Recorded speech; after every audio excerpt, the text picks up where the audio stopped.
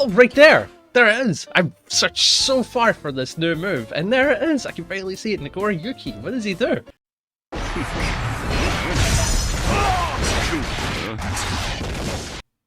That looks strong, but it looks cool. It has its clear weaknesses, getting high blood in that.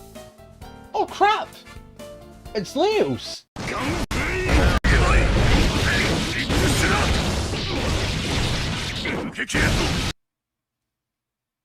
We need to have a discussion. So in today's video, we're going to be taking a look at the new moves that were added to both Nagoriyuki and Leo Whitefang. Arc System Works decided to reveal the last two moves, kind of like what I said it was going to be on this Sunday. And if you saw the previous video I did 2 days ago, breaking down both Sol and Kai's, I thought Kai's new move was pretty good, very interesting, and a good way to shake up the character, and Sol's new move was kinda underwhelming, but it looks fun to use. So let's see who won out of the batch of the new moves, and let's get started by taking a look at the first one, Nagoriyuki. So the new move is a low that plays around with the blood meter. Whenever he pops it, he'll stab the ground, and it is a complete low. It also does look really slow, so you should be able to react to it. There's no way this low is going to catch you up in neutral. When it's activated, it'll put Nagoriyuki in level 3 of blood, meaning that he has really long normals, and he should be able to poke insanely far.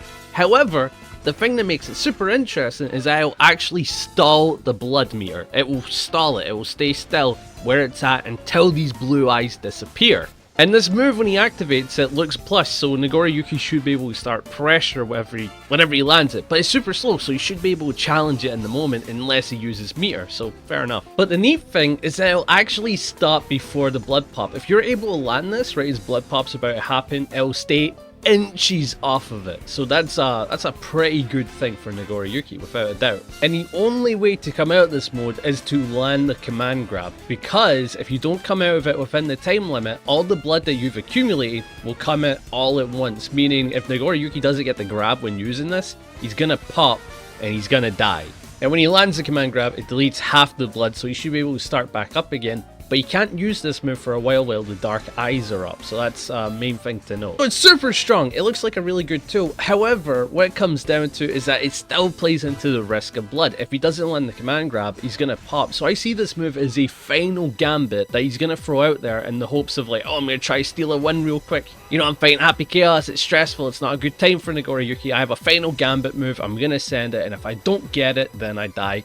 And I kind of like that in design, I really do. I think that is a really cool design for Nagoriyuki's new move. It felt like he was an already limited character in terms of specials, so they could really done a lot. And with this one, they gave him this long reach and low, super plus, lets him start pressure, and it comes with the gambit of being at max blood and you need to land the command grab.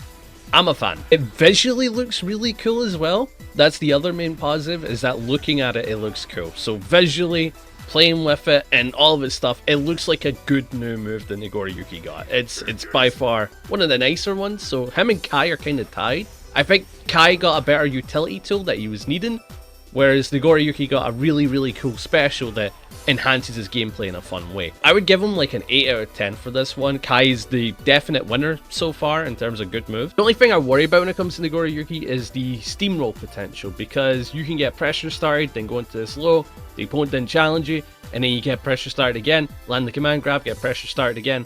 It feels like it's something that could lead to domination if not checked correctly, so yeah, I'm curious to see how it plays out. Alright, time to address the fat fucking gorilla in the room. Leo Whitefang got a new move, and this was a difficult one because when it came to a lot of the characters that didn't get new moves, their toolkit were kinda complete. Besides Nagoriyuki, when it came to Leo, Kai, Sol, their toolkits were complete because they're Shoto-like, you know? They're supposed to have a good toolkit on the launch of the game. Promising new moves is a bit of a difficult challenge for sure. So what did they do with Leo? They gave him a jump cancel off of back turn. He can jump forward, he can jump back, he can jump neutral, and he gains access to a unique normal within back turn if he does this jump. And this jumping overhead move can cross up, and it appears to be plus. When he does it, he's plus, he's gonna get pressure started. I'm not gonna lie, this is absurd, because he can go anywhere, he can do whatever he wants in neutral, because he can go anywhere. It has neutral applications now, because he can jump. It means he doesn't have to hold certain moves that he'd have to anymore. He can jump over fireballs, jump over slide head, jump over 2Ds, jump over pokes.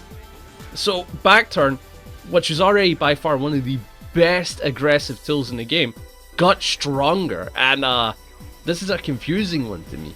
It can also be done to go left and right on the opponent. So yeah, it looks really good. So what's my thoughts on this? This is a strong move in a really, really bad way that I don't like. It's absurdly strong in just an uninteresting way, I think. No, not uninteresting. It's interesting, but in a very badly designed way. It's an interesting move for sure, and it could have worked, but like this is way too strong for multiple reasons I'm about to list off. Back turn was already a stance that didn't have issues mixing you up. It was by far one of the best mix-up tools in the game, because once he got back turn, he was going to get you. And if he didn't get you, he was plus unblocked, so like, whatever. So that means he looked at Leo in back turn and went like, oh, he has troubles opening people up, which is just not the case. Leo in back turn is one of the easiest characters to open people up. Having a low that is very, very fast, almost gatling into itself, it's so fast, and an overhead that's unreactable and plus unblocked. So like, what are we doing?